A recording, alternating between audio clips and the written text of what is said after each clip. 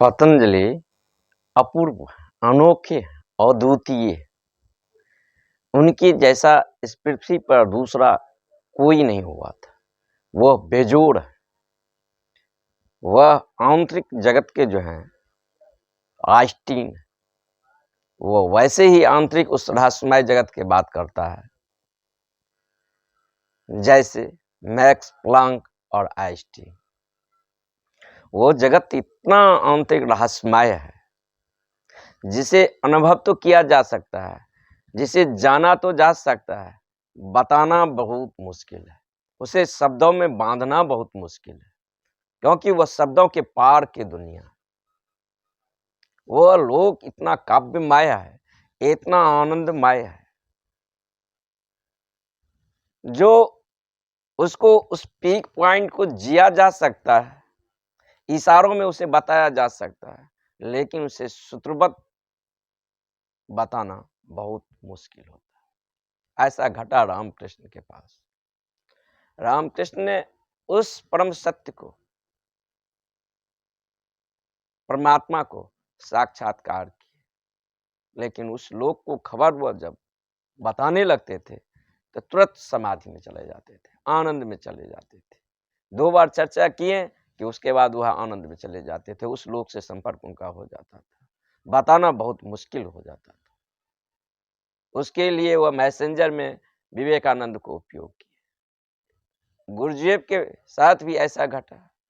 उसने उस लोक को, उस परम तत्व को, उस परमात्मा को जाना, लेकिन बताने में वह असमर्थ। इसके लिए वह मैसेंजर के रूप में पीडी ऑस्पेंस्की को उपयोग किया। भीतर के जगत में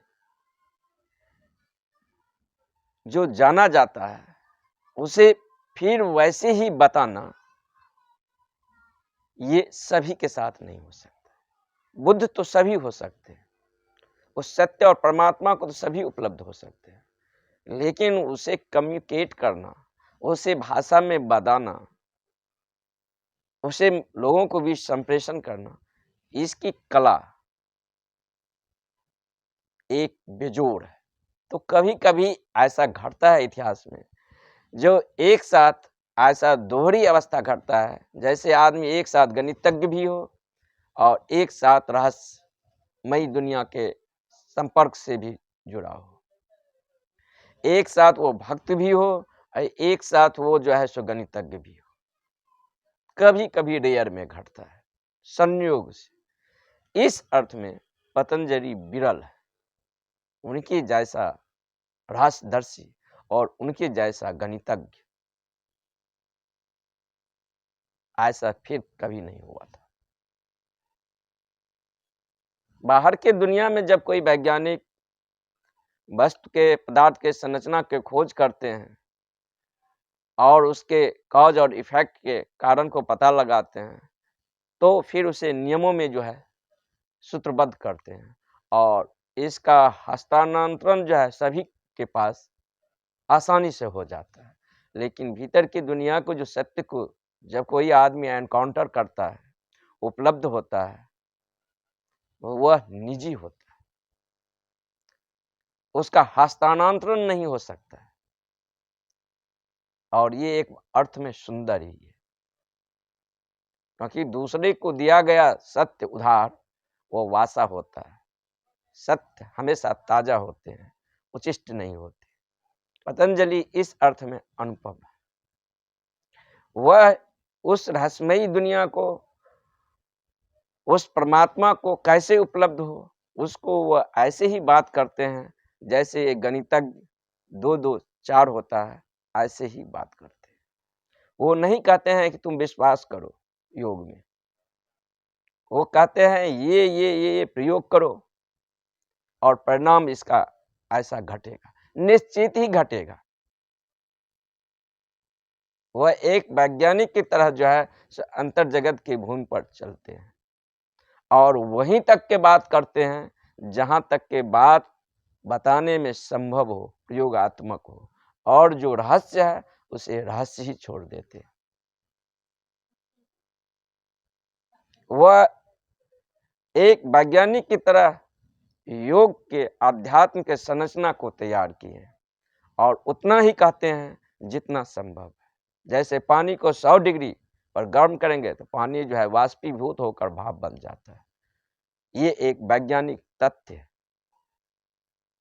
इसे पृथ्वी पर करें, चांद पर करें, मंगल पर करें, कहीं भी करें, पानी 100 डिग्री पर जब गर्म होगा तो वह वाष्पीभूत होने के लिए मजबूर हो जाता है और वाष्प बन जाता है। उनका सत्य ऐसा ही है। पतंजलि इस सूत्र में चर्चा कहते हैं, अथ योग अनुशासनम। योग अनुशासन क्या है? सामान्यतः जो हमारा चित्त है मल्टी साइकिक है। अभी हाल में मनोविज्ञान ने इस तथ्य को पता लगाया, मनुष्य के पास एक चित्त नहीं है। मनुष्य जो है सो बहुचित्तवान है। लेकिन ये मनोविज्ञान को इस सदी में इस तथ्य को पता लगा, लेकिन आज से 2500 साल पहले महावीर ने घोषणा किया कि मनुष्य में एक चित्त नहीं है, मनुष्य बहुचित्तवान है, मल्टी साइकिक। इसी क्षण वह जिससे प्रेम करता है, अगले ही क्षण जो है उससे घृणा करता है। इसी क्षण किसी के साथ जो है समस्वर हो रहा है तो अगले क्षण जो है उससे अपना संबंध विच्छेद करना चाहता है। अभी जिसका वह तारीफ कर रहा है, कल उसी का वह जो है सो निंदा कर रहा है। ये जो मल्टी साइकिक मन है, इसमें एक स्वर नहीं है, एक अराजकता है, लयबद्धता नहीं है। जो मन आया, जिस प्रकार का मन आया, वह अपना वर्चस्व लेकर आगे बढ़ गया। अगर क्रोध का भाव दशा आया तो उस समय क्रोध में हम कैसे प्रभाव हो, इसके लिए मुझे मजबूर कर देता है। जब चित्त को काम वासना पकड़ता है तो चित्त काम वासना का आवेग से वशीभूत हो जाता है। जब चित्त में प्रेम करुणा अभय का उदय होता है तो चित्त इस भावना से डोलने लगता है। उसके भीतर कोई एक स्वर नहीं है, उसके भीतर अनेक स्वर है। तो जैसा मनुष्य है उसमें आत्मा नहीं है, क्योंकि भीड़ में कोई आत्मा नहीं होता है, भीड़ का कोई आवाज नहीं होता है। तो मनुष्य को जो ये चित्त दशा है यह अराजक है। तो योग में पहला कदम है अनुशासन। अनुशासन क्या है? अनुशासन पहला गुण है जो सीखने की कला, समस्वर होने की कला, सुनने की कला, बैठने की कला। अभी जो हम हैं, हमारा जो चित्त है, हम बटे हुए हैं। अगर हम 5 मिनट बैठने के लिए शरीर को कह दें तो पीठ खुजलाने लगेगा, पाँव सुन्न होने लगेगा, सर दुखने लगेगा। ये सब शरीर जो है सो विद्रोह करना शुरू कर देता है, ये बहाने। और मैं खुजलाने के लिए जो है सो मशगूल हो जाता हूँ और खुजलाने के लिए जो है सो मैं बढ़ जाता हूँ, क्योंकि अभी मेरा मालकियत है ही नहीं। अभी शरीर जो कहेगा वही मैं करूँगा, मन जो कहेगा वही मैं करूँगा। पतंजलि योग सूत्र में कहते हैं कि अथ योग अनुशासनम, मतलब पहले हमें शरीर मन और भावना के तल पर समस्वर होना है। शरीर को आधा घंटा अगर बैठने के लिए दिए, जब हम बैठने के लिए कहें तो शरीर आधा घंटा तक बैठे ही। इस बीच अगर सर खुजला रहा है या सिर में दर्द हो रहा है या पीठ पर कीड़े रेंगने का अनुभव हो रहा है या पाँव शून्य हो रहा है तो मैं शरीर में कोई मूवमेंट नहीं करूँगा। जब हम आधा घंटा तक इस आसन में या 1 घंटा तक जो तय किए हैं उसमें हम अगर बैठे ही रहते हैं तो हमारा मन भी जो है तरंग रहित हो जाता है, क्योंकि शरीर और मन दो अलग अलग चीज नहीं है। मनुष्य एक साइकोसोमेटिक प्राणी है। शरीर पर अगर कोई विक्षेप आएगा तो मन उससे स्पर्शित होगा ही। अगर शरीर अस्थिर होगा तो मन भी अस्थिर होगा, या यूं कहे कि अगर मन प्रभावित होगा तो शरीर भी प्रभावित होगा। मन अगर प्रसन्नता के भाव से भर गया तो शरीर के रोआ रोआ जो है प्रसन्नता अनुभव करेगा। मन अगर आनंद के गीत गाता है तो शरीर भी उसे महसूस करता है, और जब मन भूखा महसूस करता है तो शरीर भी महसूस करता है। लेकिन जब शरीर में कोई कांटा गड़ जाता है और दर्द होता है तो मन भी उसे महसूस करता है। तो मन जो है शरीर के सूक्ष्म रूप है और शरीर जो है मन का ठोस रूप है। ये एक रस्सी के दो छोर है। जब हम एक छोर को स्पर्श करते हैं तो दूसरा छोर अनिवार्य रूपेण जो है स्पर्शित होता ही। तो योग का पहला कदम है एक अनुशासन। जब शिष्य ऐसे मनोदशा, ऐसे चित्त को उपलब्ध हो जाता है, जब उसमें एक लयबद्धता आ जाता है, एक समस्वरता आता है, एक सामंजस्य आ जाता है, एक हार्मोनी आ जाता है शरीर और मन और भावना के बीच, जब उसमें एक मन का उदय हो जाता है, तब वह अब शिष्य होने के लिए, सीखने के लिए तैयार हुआ है। अब उसमें एक अनुशासन आया है। ये अनुशासन कैसे विदा हो जाए, इसके लिए हमारे चित्त में जो मल्टी कॉजल माइंड है, बहुत चित्तवान जो मनुष्य का चित्त है, जो हमेशा भागता ही रहता है, दौड़ता ही रहता है, ये मल्टी कॉजल जो चित्त है, इस भीड़ को विदा करना पड़ेगा। वहां एक चित्त को जन्म देना पड़ेगा। इसे योग क्रिस्टलाइजेशन कहता है, केंद्रीकरण। अभी जो आदमी है उसके भीतर कोई केंद्र नहीं है, कोई क्रिस्टलाइजेशन नहीं है, स्वयं का होने का, अस्तित्व का वहाँ उसका कोई बोध नहीं है। वह हमेशा बाहर के जगत से, बाहर के प्रभाव से घिरा ही रहता है और इसी भावावेश में वो हमेशा डोलता ही रहता है। योग कहता है कि पहले मनुष्य में एक क्रिस्टलाइजेशन होना चाहिए, एक केंद्रीकरण होना चाहिए। इसके लिए क्या किया जाए? इसके लिए मनुष्य में एक संकल्प, एक विल पावर पहले पैदा होना चाहिए। बुद्ध के पास एक आदमी आया, वह आदमी बहुत प्यारा था और मनुष्यता को दुख को देखकर वह बहुत द्रवीभूत था और बुद्ध से ने कहा, मैं आपके देशना से बहुत प्रसन्न हूँ। आपने कहे कि संसार दुख है, ये बात सही है। मैं लोगों के लिए कुछ करना चाहता हूँ, आप मुझे आशीर्वाद दें कि उनके लिए मैं क्या करूँ। बुद्ध मौन हो गए। जब आनंद ने देखा कि बुद्ध कुछ बोल ही नहीं रहे हैं, तो आनंद ने बुद्ध से कहा, भंते, ये व्यक्ति बहुत अच्छा महसूस होता है, ये सरल दिखता है, ये वास्तव में मनुष्यता के लिए कुछ करना चाहता है, आप मौन क्यों हैं? आप इसे आदेश दें। तो बुद्ध ने कहा कि जो व्यक्ति तुम्हें अभी ये दिख रहा है, यह व्यक्ति अभी भीड़ है, इसमें इसका अपना निजी कोई केंद्र ही नहीं है, निज का कोई अस्तित्व ही नहीं है, इसका अपना कोई स्वर ही नहीं है। जो मन अभी किसी को वरदान देने के लिए तैयार है, वही मन जो है अगले क्षण बदल जाएगा, अभिशाप देने के लिए तैयार हो जाएगा। पहले तो ये आदमी दूसरे को कोई सेवा करे तो उससे पहले इसके अपने होने को तो पता चले। अपने होने का इसका तो पता ही नहीं चल रहा है, तो ये दूसरे को सेवा क्या दे सकता है? हो सकता है ये सेवा के बहाने दूसरे के रास्ते पर कांटा बो सकता है। क्या हित है और क्या अहित है, अभी इसे स्वयं को ही पता नहीं। तो योग कहता है कि पहले हमारे भीतर एक केंद्रीकरण घटे, एक क्रिस्टलाइजेशन घटे। कैसे घटेगा? अभी जो आदमी के चित्त की दशा है, सो बहुत सारे मल्टी क्षेत्र में वह दौड़ता रहता है और बहुत सारे तरंगों के प्रभाव से वह घिरा हुआ है, उसका अपना निज होने का अस्तित्व भी नहीं है। तो कैसे जो है सो वह भीतर वो केंद्रीकरण घटे? क्योंकि सुबह आपने निर्णय लिए है जो कि मैं 5 बजे उठूंगा, और जब 5 बजे उठने का समय हुआ तो आप कहते हैं बहुत ठंडा है, देखा जाएगा, 7 बजे उठूंगा। क्योंकि जिस समय जो मन निर्णय लिया था 5 बजे उठूंगा, वो तो निर्णय लेने वाला मन था, वो तो चला गया। जब अब उठने के समय हुआ तो वो मन तो है ही नहीं।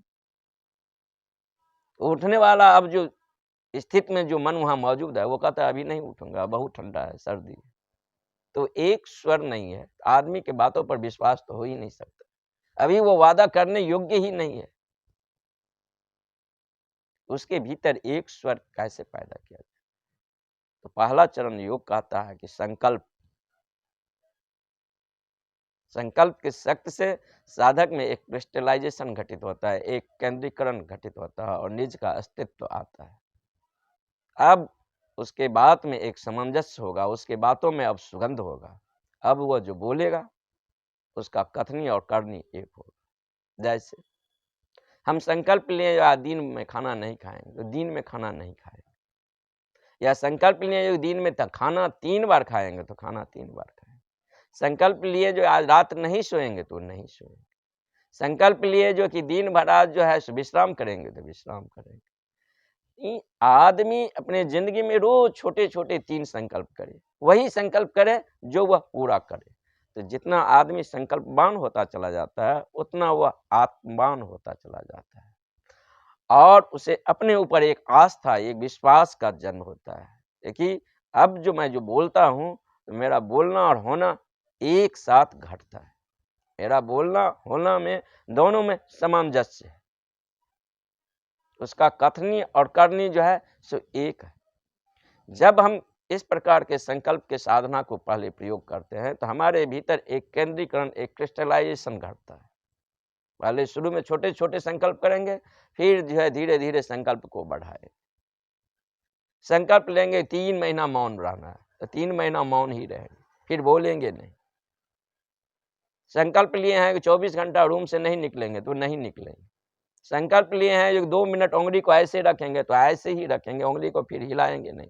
मन 1000 बहाना कहेगा लेकिन कोई भी बहाना नहीं सुनेंगे। तो इससे हमारा ये जो बार्गेन मन है, ये आवारा मन है, ये जो मल्टी कॉजल मन है, इसको एक मैसेज मिल जाता है। इस आदमी के साथ अगर जीना हो तो इसका कथनी और करनी एक हो गया। ये जो बोल दिया सो बोल दिया और वैसा ही ये करेगा। वो जो परसुएट करके मुझे बहला रहा था, वो जो हमारा डोलता हुआ मन था, वो विदा हो जाता है। इसके साथ लड़ना नहीं है, क्योंकि लड़कर किसी पर हम विजय नहीं पा सकते हैं, क्योंकि वह शक्ति मेरा ही है। जब मैं अपने ही शक्ति से स्वयं लड़ूंगा तो मेरा शक्ति जो है सो 2 भाग में जो है विखंडित हो जाएगा। मैं अपने ही बायां और दायां हाथ को लड़ा दूंगा तो न मेरा कभी बायां हाथ जीतेगा, न कभी दायां हाथ जीतेगा। कभी मुझे ऐसा भ्रम होगा जो मेरा बायां हाथ जीत रहा है, तो कभी ऐसा भ्रम होगा मेरा दायां हाथ जीत रहा है। लेकिन मैं जिसको जिताना चाहता हूँ वही जीत रहा है। तो न दमन है और न मन के साथ, मल्टीसाइकिक मन के साथ उलझना है, क्योंकि ये गुलाम है। चेतना मालिक होना चाहिए। अभी हालत ऐसा है कि मन मालिक हो गया, चेतना गुलाम होना चाहिए। तो होगा क्या यहाँ पर? तो मन को आदेश दे, क्योंकि उच्च जो आदेश होता है निम्न मानने के लिए मजबूर होता है। तो मन को कोई आदेश दे, छोटा छोटा आदेश दे, और उस आदेश को, उस संकल्प को पूरा करे। तो हमारे भीतर जो है एक केंद्रीकरण घटता है, जिसे गुरुजीव क्रिस्टलाइजेशन कहते हैं। और जब हमारा उस निज का अस्तित्व आता है, अब हम योग में प्रवेश कर सकते हैं। अब व्यक्तित्व में एक आंतरिक अनुशासन आया है। अनुशासन सामान्यतः जो हम जानते हैं, एक अनुशासन है जो बाहर से आरोपण किया जाता है। भीतर काम वासना के ज्वार भाटा मार रहा है, बाहर से आपने व्रत ले लिए हैं ब्रह्मचर्य के, वो टूटेगा ही, वो 2 कोड़ी का होगा। किसी मंदिर मस्जिद में लगातार आप गुटखे खा रहे हैं, आप तबाह हैं। आपने वहां जाकर जो है व्रत ले लिए जो कि आज से मैं गुटखा नहीं खाऊंगा, लेकिन घर आते आते आपको पता चल जाएगा, आप जो संकल्प लिए हैं, आप जो निर्णय लिए हैं, वो व्रत लिए हैं, वो 2 कोड़ी का सिद्ध हुआ। आपको गुटखा खाने के लिए मन और शरीर मजबूर कर देगा। होता क्यों है? होता ये है कि जिस गुटखा को आप खा रहे थे,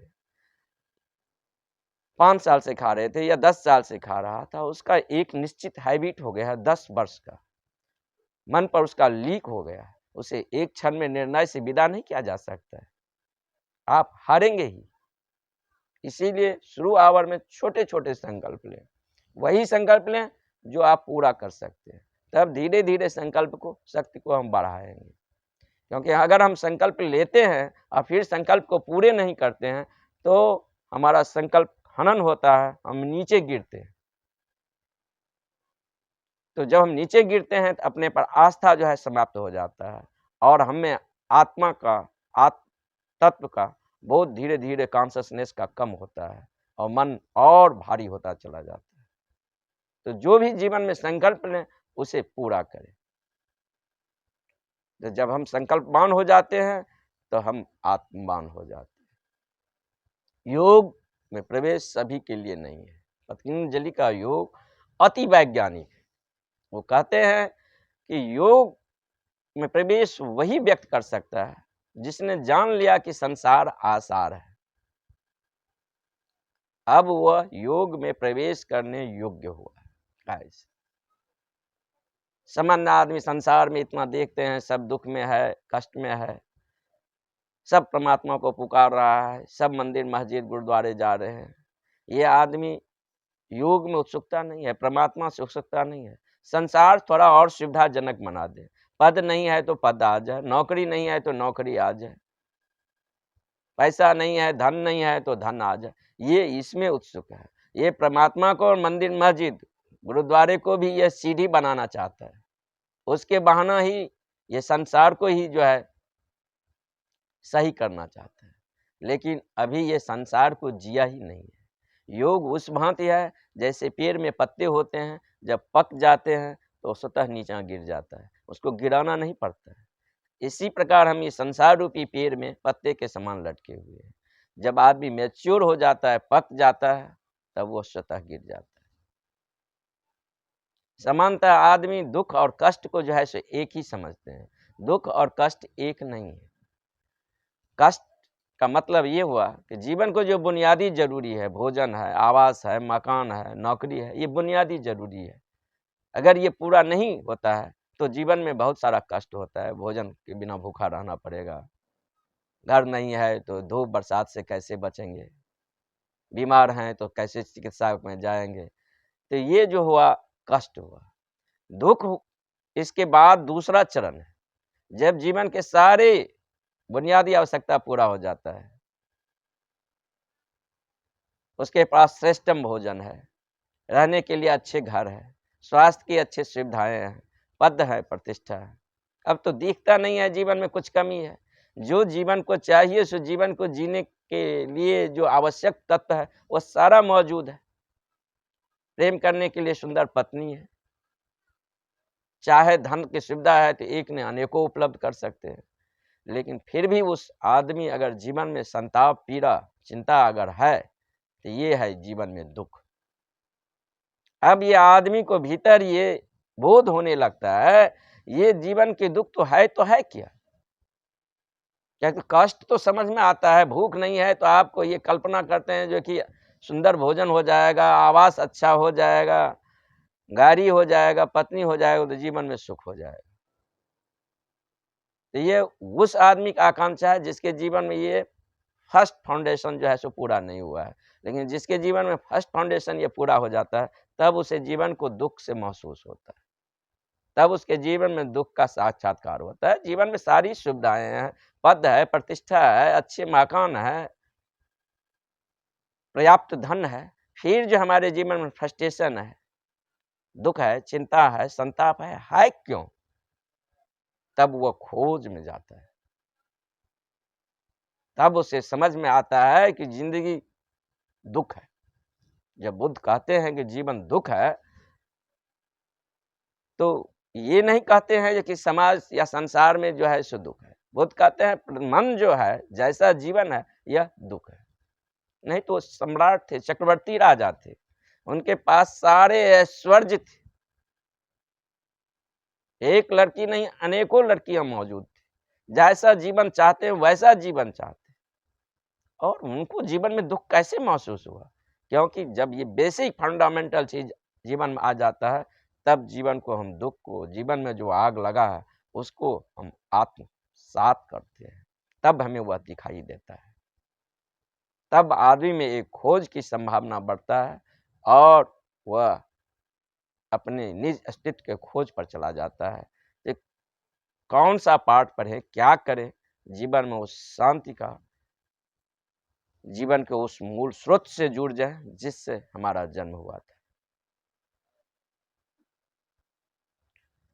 तो सामान्य आदमी जो धर्म के ओर या मंदिर मस्जिद की ओर या तीर्थों की ओर जो यात्रा करता है, तो उसके मंदिर मस्जिद तीर्थ में 2 क्षण खड़ा होकर चुपचाप देखेंगे तो उसके मन में अगर कहीं कोई खिड़की हम बना लें और वो खिड़की से झांकेंगे तो उसका चित्त मांगता हुआ चित्त आपको महसूस हो।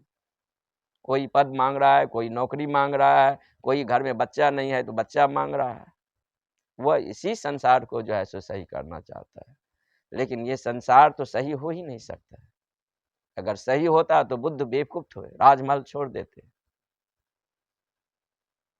संसार अपने आप में कुरूप नहीं है।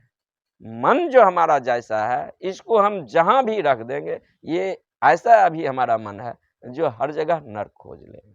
लेकिन जब हमारे भीतर उस केंद्र का क्रिस्टलाइजेशन का वो घटना घट जाता है और व्यक्ति अपने निज के अस्तित्व के उस स्रोत से जुड़ जाता है, तब उसका जीवन में हर जगह आनंदमय है। अब वह जहां से गुजर जाए, जो करे, हर ओर जो है उस पर आनंद का, एक आशीष का हमेशा वर्षा होता रहता है और वह उससे ओतप्रोत रहता है। मनुष्य का जैसा चित्त है, वह चित्त जो है सो बहुत चित्तवान है। वैसे चित्त में आनंद कभी नहीं घट सकता है। भीड़ को आनंद कभी नहीं घटता है। आनंद व्यक्ति की निजता का हिस्सा है और जब व्यक्ति इस सत्य को स्वयं के स्रोत से जोड़ता है, तब उसका व्यक्तित्व में एक आशीष, एक आनंद, एक आलोक आ जाता है, एक मौन, एक साइलेंस आ जाता है। तब उसका चुप्पी भी बोलता है, उसका मौन संक्रमित हो जाता है। उसके आसपास जो बैठेगा वह जान लेगा ये व्यक्ति तो दिखता है मेरे ही जैसे, फिर भी मुझसे भिन्न है। उसके मौन उसको दुलारेगा, प्रेम करेगा, उसका बोलना एक जादू हो जाएगा।